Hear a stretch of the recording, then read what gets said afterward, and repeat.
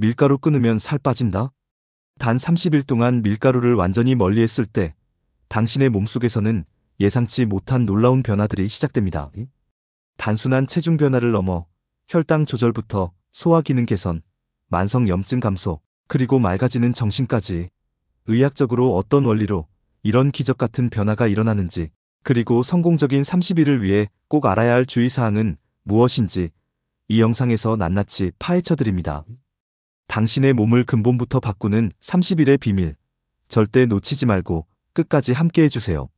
그럼 먼저 본격적인 이야기에 앞서 왜 밀가루가 우리 식생활에서 중요한 위치를 차지하는지와 함께 정제된 밀가루가 우리 몸에 어떤 영향을 미칠 수 있기에 끊으려는 시도를 하는지 간단히 짚고 넘어가겠습니다.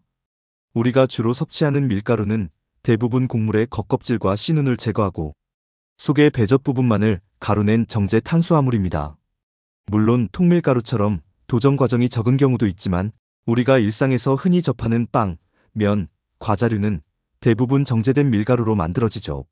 정제된 밀가루는 섬유질과 영양소가 크게 줄어든 대신 소화 흡수가 매우 빠릅니다. 이는 혈당을 빠르게 올리는 주범이 됩니다. 음식을 먹고 혈당이 급격히 오르면 우리 몸은 인슐린을 분비해서 혈당을 낮추려고 합니다. 이 과정이 반복되면 혈당 조절 시스템에 부담이 가고 혈당이 출렁거리면서 다양한 문제를 일으킬 수 있습니다. 또한 밀가루에 포함된 글루텐이라는 단백질은 일부 사람들에게 소화 문제를 일으키거나 장 건강에 영향을 줄 수 있습니다.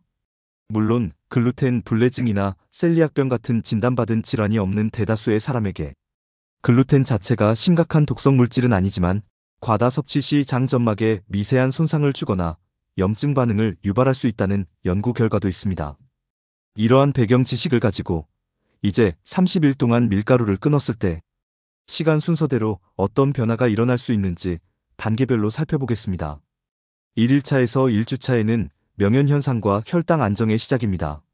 밀가루, 특히 설탕이 많이 첨가된 빵이나 과자류를 즐겨 드셨던 분이라면 처음 며칠 동안은 금단 현상과 비슷한 경험을 할 수 있습니다. 갑작스러운 혈당 강화로 인해 무기력감, 두통, 짜증, 집중력 저하, 그리고 강렬한 탄수화물 갈망을 느낄 수 있습니다. 이는 몸이 빠르게 소화되는 탄수화물 공급에 익숙해져 있다가 갑자기 끊었을 때 나타나는 자연스러운 반응입니다. 마치 설탕 중독에서 벗어나려는 과정과 비슷하죠. 하지만 이 시기를 잘 넘기면 긍정적인 변화가 나타나기 시작합니다. 혈당 스파이크와 급격한 하락이 줄어들면서 혈당 변동성이 완만해집니다. 이는 에너지 레벨을 보다 안정적으로 유지하는 데 도움을 줍니다. 식사 후 나른함이나 졸음이 줄어들고 정신이 좀 더 맑아지는 느낌을 받을 수 있습니다. 또한 정제된 밀가루 음식을 줄이면 자연스럽게 나트륨 섭취량도 줄어드는 경우가 많습니다. 밀가루 음식에는 소금이 많이 들어가는 경우가 흔하거든요. 나트륨 배출이 원활해지면서 몸에 불필요하게 축적되어 있던 수분이 빠져나가면서 초기 체중 감소 효과를 보기도 합니다. 흔히 말하는 붓기가 빠지는 것이죠. 2주차에서 3주차에는 소화 개선과 염증이 감소합니다. 이 시기에는 소화기계에서 변화를 느낄 가능성이 높습니다. 밀가루 음식은 종류에 따라 더부룩함이나 소화 불량을 유발하기도 하는데 이를 끊으면 속이 편안해지고 가스가 덜 차는 것을 경험할 수 있습니다. 물론 밀가루 대신 어떤 음식을 먹느냐에 따라 다르겠지만 섬유질이 풍부한 채소나 통곡물, 단백질 위주의 식단으로 대체했다면 장 운동이 원활해지면서 변비나 설사가 개선될 수도 있습니다. 그리고 눈에 띄지 않지만 중요한 변화는 바로 염증 감소입니다. 정제된 탄수화물은 체내 염증 반응을 촉진할 수 있다고 알려져 있습니다. 밀가루 섭취를 줄이면 만성적인 염증 수치가 서서히 감소하면서 피부 트러블이 줄어들거나 관절 통증이 완화되는 등의 부수적인 효과를 경험하는 분들도 있습니다. 염증은 만성 질환의 근원이 되는 만큼 이 변화는 장기적인 건강에 긍정적인 영향을 미칩니다. 혈당 안정이 지속되면서 식사 후 급격한 혈당 변동으로 인한 피로감이 줄어들고 전반적인 활력이 증가하는 것을 느낄 수 있습니다. 오후 시간대에 찾아오던 식곤증이나 나른함이 개선되는 경우가 많습니다. 탄수화물에 대한 강렬한 갈망도 초기보다는 훨씬 줄어들게 됩니다. 4주차에서 31차에는 지속적인 개선과 새로운 식습관 형성됩니다. 30일이 될 무렵이면 이제 밀가루 없는 식단에 어느 정도 익숙해지고 적응된 상태일 겁니다.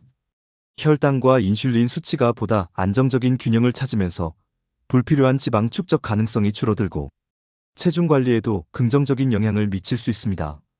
단, 이것은 밀가루 대신 건강하고 영양가 있는 음식으로 식단을 구성했을 때의 이야기입니다. 밀가루 대신 다른 정크푸드를 잔뜩 먹는다면 당연히 이런 효과를 기대하기 어렵습니다. 소화 개선 효과가 지속되고 만성적인 속 더부룩함이나 불편함이 크게 줄어듭니다. 장 건강이 전반적으로 개선되면서 영양소 흡수율이 높아질 수도 있습니다. 염증 감소 효과가 꾸준히 이어지면서 전반적인 몸 상태가 가벼워지고 활력이 넘치는 것을 느낄 수 있습니다. 피부톤이 맑아지거나 컨디션이 좋아졌다는 이야기를 주변에서 듣게 될 수도 있습니다. 가장 중요한 변화 중 하나는 바로 식습관의 변화입니다. 30일이라는 시간 동안 밀가루 없이 다양한 건강 음식을 시도하면서 어떤 음식이 내 몸에 더 잘 맞는지, 어떤 음식이 나에게 에너지를 주는지 스스로 느끼게 됩니다. 이는 일시적인 식단 변화를 넘어 장기적인 건강한 식습관을 형성하는 중요한 기반이 됩니다. 밀가루 음식에 대한 강렬한 의존도가 줄어들고 자연식품의 맛을 더 잘 느끼게 되는 미각의 변화도 경험할 수 있습니다. 여기서 강조하고 싶은 것은 30일 동안 밀가루를 끊는 것 자체보다는 밀가루를 끊고 그 자리를 무엇으로 채우는가가 훨씬 중요하다는 점입니다. 만약 밀가루 음식을 끊고 설탕이 가득한 다른 가공식품이나 튀김류 혹은 포화지방이 많은 음식으로 대체한다면 건강상 이점을 얻기 어렵습니다. 가장 이상적인 것은 밀가루를 끊으면서 그 자리를 채소, 과일, 양질의 단백질 생선, 살코기, 콩류, 건강한 지방 견과류, 아보카도, 올리브 오일, 그리고 필요하다면 도정하지 않은 통곡물이나 다른 잡곡류로 채우는 것입니다. 이렇게 식단을 구성해야 섬유질, 비타민, 미네랄 등 필수 영양소 부족 없이 건강하게 밀가루 단절의 효과를 누릴 수 있습니다. 특히 통밀가루처럼 도정하지 않은 밀가루는 섬유질과 영양소가 풍부하기 때문에 무조건 모든 밀가루를 악으로 규정하기보다는 정제된 밀가루 섭취를 줄이는 것에 초점을 맞추는 것이 현실적이고 건강한 접근 방식일 수 있습니다. 지금까지 30일 동안 밀가루를 끊었을 때 우리 몸에서 일어날 수 있는 다양한 변화들에 대해 의학적인 관점에서 살펴보았습니다.